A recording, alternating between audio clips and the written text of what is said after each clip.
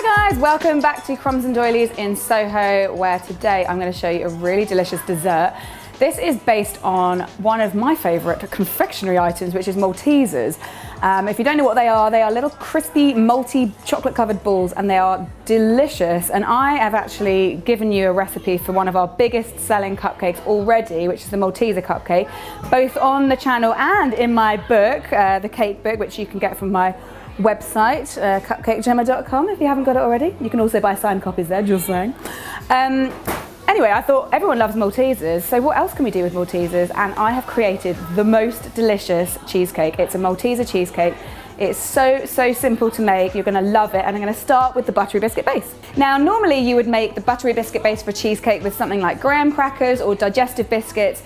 But to boost the maltiness of these, I'm actually using one of my favorite old school biscuits, which is a malted milk. And if you've never seen those before, maybe because they're not available in your country, they're these little guys and they are classic. They're usually in like a Christmas biscuit tin, and they're just a little bit more malty than normal. But if you can't find these, digestives and graham crackers will work as well. I would just up the malt powder, which I'll get to in a minute, just to boost the maltiness.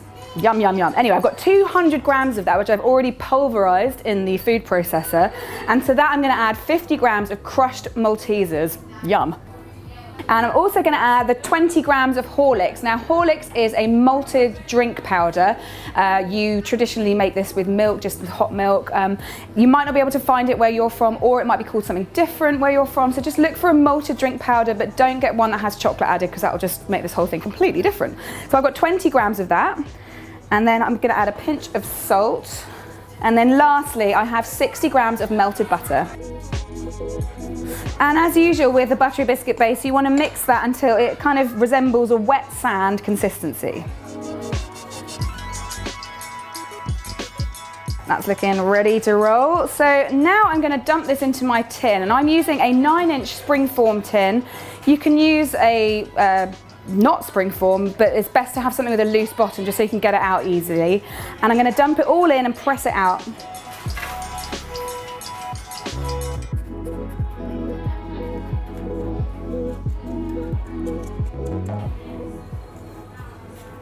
So when it's really tightly packed and as level as possible, that is your buttery biscuit base ready. And all we need to do for this is to pop it into the freezer for about 10 minutes or into the fridge for a bit longer. But since the next bit doesn't take very long, you might as well just stick it in the freezer. So the next bit is making the cheesecake mixture, which is, again, super duper simple. Very few ingredients, and this can be whipped up in no time at all. So obviously we need cream cheese for that. I have 700 grams of cream cheese, which is an awful lot, but this is going to be quite a big cheesecake, so don't freak out too much. I've also got 85 grams of icing sugar and 40 grams of Horlicks. So I'll just put those both in. I'm also going to add just a small pinch of salt at this point. And that's it for the base cheesecake mix, and I'm just going to use a hand whisk to whisk that all together.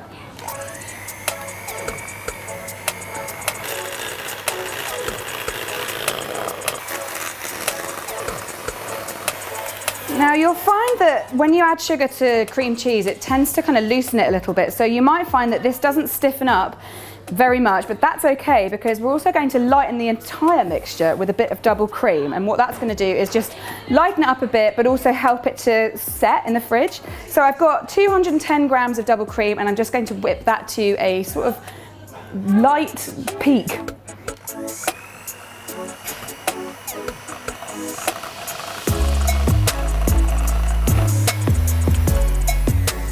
That should do it. Now I'm going to just put that into the cheesecake mixture, and then lastly just give it one final whiz with my mixer, just to make sure it's all really well incorporated and a really nice consistency.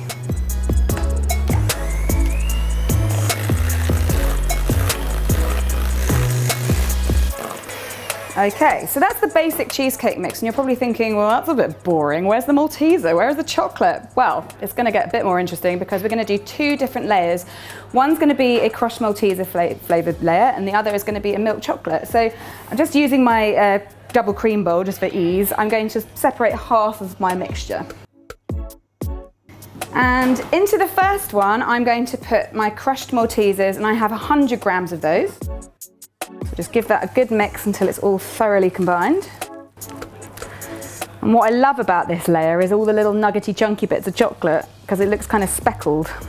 Yum. So leave that to one side, and now you can deal with the other bit. And I have 100 grams of melted milk chocolate. If you want to have this a bit more intense, you can use dark chocolate, even go as far as 70%, why not? But I quite like the kind of candy bar element of the milk chocolate. So I've got 100 grams of that, which is already melted, and I'm going to mix that in. And just to ensure this mixes really well, I'm going to go back to my hand mixer and give it a little blast.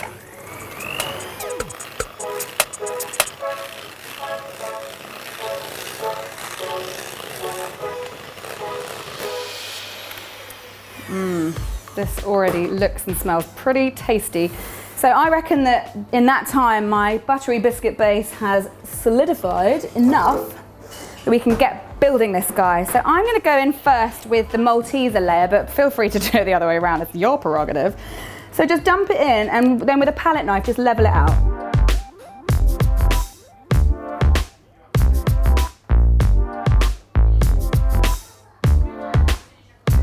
So I've managed to get it pretty flat with my palette knife, but you'll see that there's a bit of a mess going on around the edge, and the best way to clean that up is with a small rubber spatula I've found.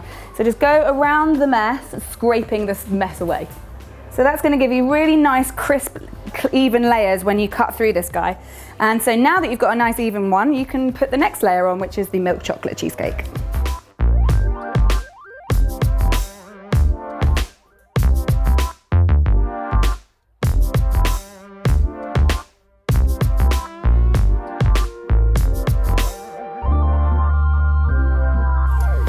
So again, do the same thing as before, just to make sure that you've got really nice, clean lines on the edge.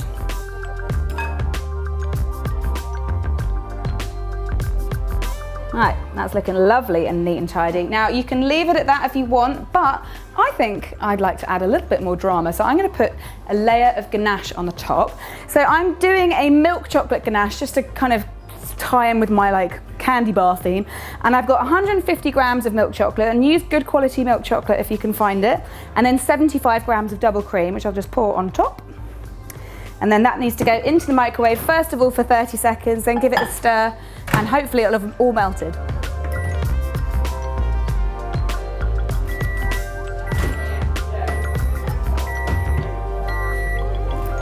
Okay, it's looking pretty good, but I think it still needs another 10 seconds.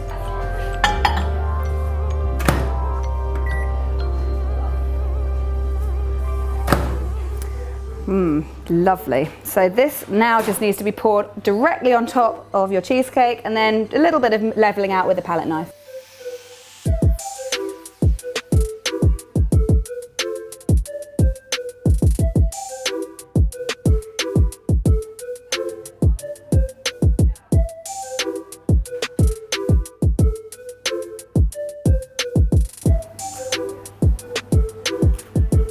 That is so tasty looking. So now I'm just going to finish it off with some bashed up Maltesers. I have just literally, I put these in a bag and just bashed them with a rolling pin. I wanted big chunky bits so that you get more Malteser for your slice.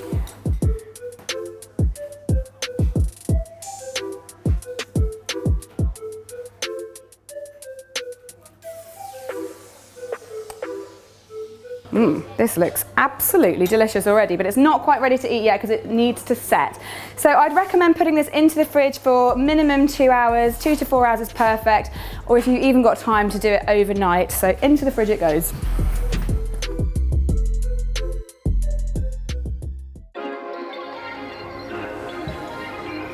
Oh guys, it's Malteser cheesecake eating time, so I'm ready with my knife. This looks absolutely fantastic after a couple of hours in the fridge, so let's get inside.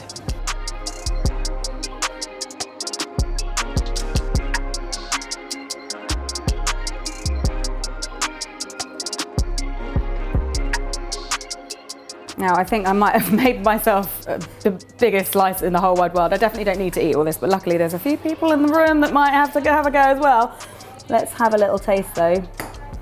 Those layers are brilliant and really neat and tidy, as suspected. Let's go.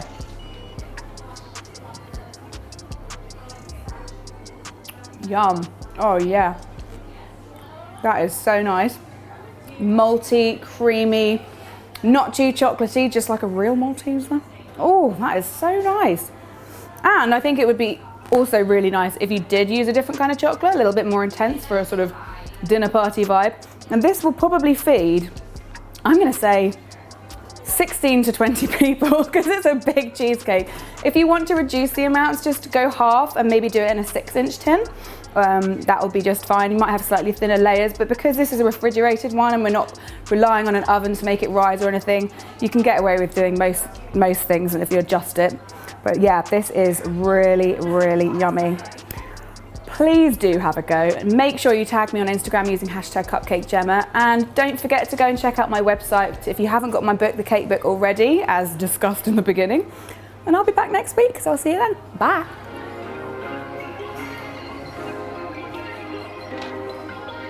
Perfect.